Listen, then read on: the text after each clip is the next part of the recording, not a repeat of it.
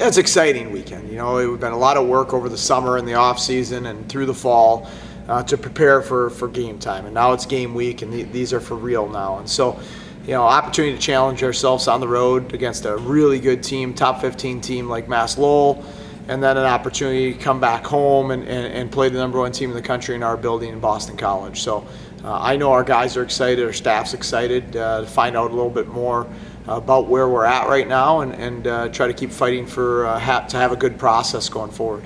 What were your biggest takeaways from the exhibition and what you've seen for the few days of practice here? You know, I think in the exhibition what we did well was some things with the puck, created a lot of offense, things like that, moved the puck well, transitioned well. What we struggled with is we just wanted to play too slow, trying to still break summer habits. We haven't had a lot of practice like all NCAA teams. And so we tried to slow it down too much. We didn't penetrate the interior of St. Thomas, so a lot of our scoring chances were with no screens at the front of the net, and you're just not going to score on good goalies, and their goalie was great that night if you don't get to the front of the net and create traffic on them. So too many turnovers from a negative perspective and not enough driving of the net front. You know, I think from the positive is control the pace of the game, systematic execution for early in the year was pretty good, and our puck movement was pretty good. Last year you guys were able to jump on a pretty good Notre Dame team early in the season. What's kind of the most important thing? A lot of teams are still kind of feeling themselves out, like as far as that goes. Yeah, you know, for us, we want to start working to be who we need to be to win. We're not going to be concerned with UMass-Lowell.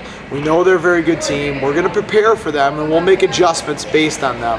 But at the end of the day, we need to start establishing the identity of who we are as a hockey team and what we're about. So we're going to be really locked in on the engineers, trying to be fast, trying to be aggressive, trying to be an attack-minded team. Offensively, put the heat on teams offensively with the speed and our puck-moving defensemen. And for you guys, obviously not looking ahead to BC, Lowell's a solid program. What do you know about them? We haven't played them in a few years. Well, you know, Lowell has had a couple of really good years, been in the national tournament, I think 2 of the last 3 years. Had a pretty good team last year as well, and they're fast. They look really good on the rush. They found a way against a good New Brunswick team to create a lot of offensive opportunities, 2-on-1s, 3-on-2s, and breakaways. So their rush offense looked very good. They're always competitive, and they always seem to find really, really good goaltending. So that's a good recipe for success. From what I've heard, I've never played in this new building that they have. From what I've heard, it's a great venue and a lot of fun to play, so I'm looking forward to that. And to see how we respond to a little adversity of crowd noise on the road as well.